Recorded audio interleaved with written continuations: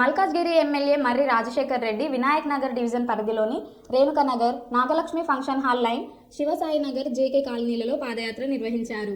అధికారులు, స్థానిక కాలనీ వాసులు, బీఆర్ఎస్ నాయకులతో కలిసి ప్రజల సమస్యలను ప్రత్యక్షంగా తెలుసుకున్నారు.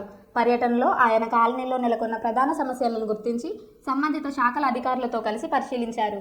ముఖ్యంగా డ్రైనేజీ వ్యవస్థ సమస్యలు, సీసీ రోడ్ల నిర్మాణంలో పెండింగ్ పనులు, బాక్స్ డ్రైన్ నిర్మాణ అవసరం, విద్యుత్ సరఫరా అంతరాయం, వంగిపోయిన విద్యుత్ స్తంభాలు, వీధి లైట్ల లోపాలు, ఈ సమస్యలపై అధికారులకు వెంటనే చర్యలు తీసుకోవాలని ఎమ్మెల్యే ఆదేశించారు. ప్రజలకు ఎలాంటి అసౌకర్యం కలగకుండా పనులను వేగంగా పూర్తి చేయాలని సూచించారు.